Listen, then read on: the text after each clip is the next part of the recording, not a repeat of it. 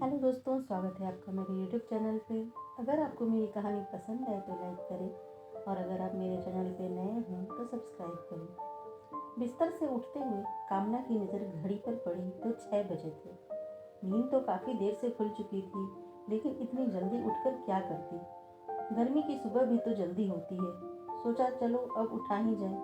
हाथ मुंह धोकर ब्रश वगैरह करके बाहर निकली, तब तक दूध वाला भी आ चुका था।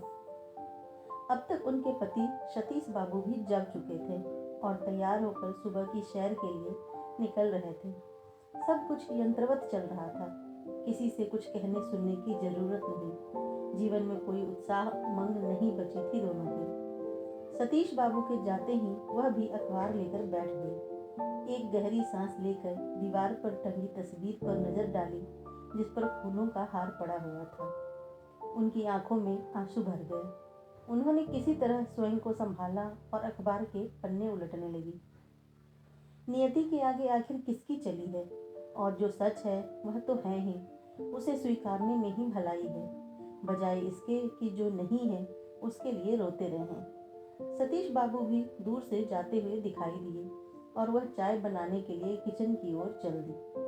चूल्हे पर चाय चढ़ाकर वह फिर से ख्यालों में खो गई। सौरभ उनका इकलौता पुत्र, उम्र कोई 18-19 साल की थी, एक होनहार छात्र था। एक सुबह वे तीनों पिकनिक के लिए निकले और बस 15-20 मिनट के बाद ही कार का एक्सीडेंट हो गया। सौरभ ही कार ड्राइव कर रहा था। वह शुरू से ही टोक रही थी स्पीड कम करने के लिए, लेकिन शरारत से मुस्कुराते हुए उन्हें डराने के लिए सौरभ कार और तेज चला रहा था। तभी अचानक सामने से ट्रक आया। उसने तुरंत कार साइड की, पर कार कुछ ज्यादा ही साइड में चली गई और सड़क किनारे खड़े एक पेड़ से टकरा गई और बस सब कुछ खत्म हो गया। हालांकि सौरभ को तुरंत अस्पताल ले जाया गया, लेकिन फिर भी वह बच न सका।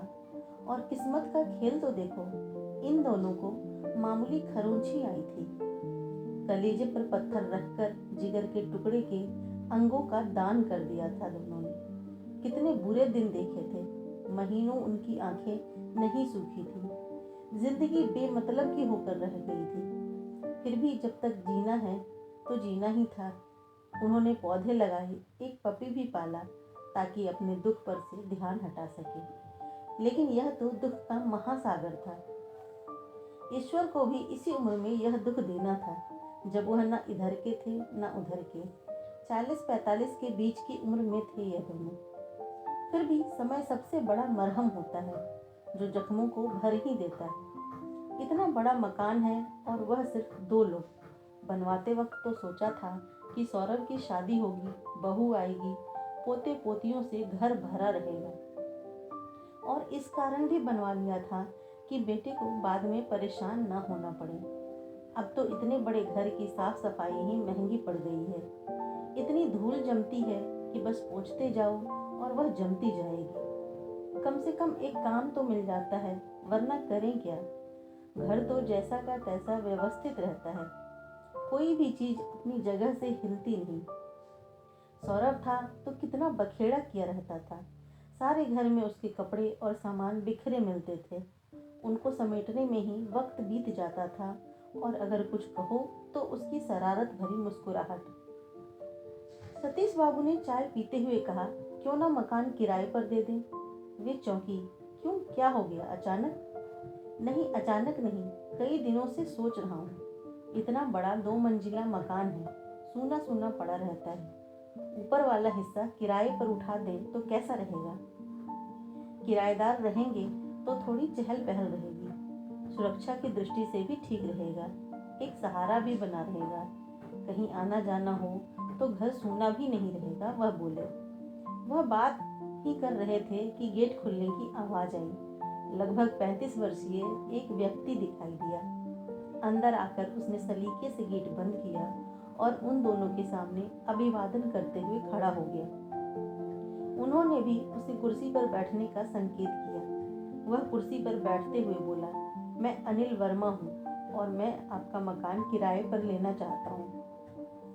दोनों एक साथ पहले तो चौंके, फिर सतीश बाबू बोले, आपको किसने बताया कि हमारा मकान खाली है और हम उसे किराए पर देना चाहते हैं? मैं इधर से अक्सर गुजरता हूँ। आपका मकान देखा, लोकेशन अच्छी लगी इसलिए पूछ लिया। पहले मकान देख लो, किराया हमारे हिसाब से ही रहेगा और हमें शोर पसंद नहीं। रात को समय से आ जाएं वरना गेट बंद हो जाएगा। और हाँ, हम शाकाहारी हैं। सतीश बाबू ने अपनी बात कही। मुझे आपकी हर शर्त मंजूर है। मकान को भी क्या देखना, पसंद है तभी तो आया हूँ। आप बस इजाज़त दीजिए तो सामान वगैरह लेकर आऊँ। मेरे परिवार में मैं और मेरी पत्नी ही हैं। उन्हें आश्चर्य हुआ, कैसा आदमी है, बस मकान चाहिए किसी भी शर्त पर।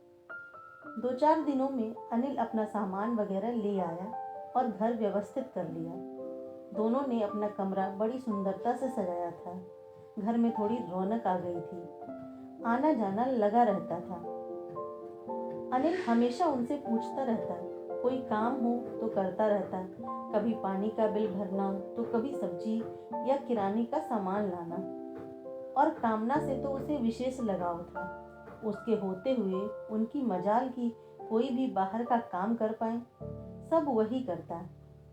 आखिर एक दिन सतीश बाबू ने कामना की चुटकी ली। क्या बात है, अनिल तुम्हारा बहुत ध्यान रखता है, मुझसे छीन तो नहीं रहा? हटो भी, यह मेरी उम्र है क्या? 4-5 वर्ष छोटा होगा मुझसे, छोटे भाई जैसा है। आप भी बस।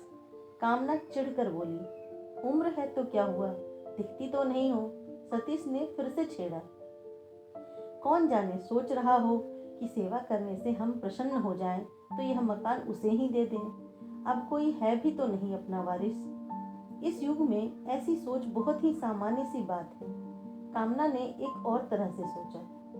हाँ, हो सकता है ऐसे लोग कुछ भी कर सकते हैं, मेरा मतलब है हत्या भी। जरा होशियार रहना, सतीश बाबू ने आशंका जताई। कुछ दिनों बाद एक दिन कामना की तबीयत बहुत खराब हो गई। तेज बुखार था और सतीश बाबू बिजनेस के सिलसिले में बाहर गए हुए थे। अनिल ने ही सब कुछ संभाला, दिन रात उनकी सेवा की। रात रात भर जाग कर उनके माथे पर ठंडे पानी की पट्टियां रखता, पांव सहलाता, थोड़ी थोड़ी देर पर फलों का रस, पानी, दवाइयाँ सब कुछ देता। कोई कसर नहीं छोड़ी अनिल ने उनकी देखभाल में। उसकी पत्नी नीलू से आखिर यह सब देखा नहीं गया और एक दिन उसने पूछ लिया, आखिर तुम्हें इनसे इतना लगाव क्यों है? इतना महंगा मकान लिया और वह भी तमाम बंदिशों के साथ। फिर तुम्हारा ऑफिस भी यहाँ से इतनी दूर पड़ता है, जाने आने का खर्च अलग से। इससे कम पैसों में बेहतर सहूलियत के साथ तुम्हारे ऑफिस के पास ही अच्छा मकान मिल जाता। लेकिन तुम्हें तो बस यही चाहिए था। आखिर कौन लगती है वह तुम्हारी? क्या रिश्ता है तुम्हारा उनसे? अनिल को गुस्सा तो बहुत आया, लेकिन वह स्वयं पर काबू रखते हुए आवाज दबाकर बोला, चिल्लाओ मत, उनकी नींद खुल जाएगी। वह मेरी माँ लगती। और पूछना है कुछ? माँ? शालू व्यंग्यात्मक लहजे में हंसते हुए बोली, कम से कम इस पवित्र रिश्ते को तो बदनाम मत करो। हम उम्र है वह तुम्हारी, देखने में भी अच्छी भली है। शालू कुछ और बोलती, इसके पहले ही अनिल का हाथ उठ गया उस पर। नीलू देखती रह गई और वह बोलता ही चला गया। हाँ, माँ लगती है वह मेरी। उनकी कोख में पले शरीर का एक अंग प्रत्यारोपित है मेरे शरीर में। उन्होंने नया जीवन दिया है मुझे। आज मैं जो यह चल फिर रहा हूँ, जीता जागता तुम्हारे सामने हूँ, केवल उनकी ही बदौलत। अपने पुत्र की मृत्यु के बाद उन्होंने उसके गुर्दे दान कर दिए थे। वह मुझे ही प्रत्यारोपित हुए थे, डॉक्टर ने बताया था। उन्हें तो इतना भी होश नहीं था इस बात को जाने कि उन्होंने दान किसे दिया है। बेटे की मौत के सदमे में भी विवेक से पल्ला नहीं झाड़ा उन्होंने और महादान किया। और फिर पलटकर देखा भी नहीं कि किसे दिया।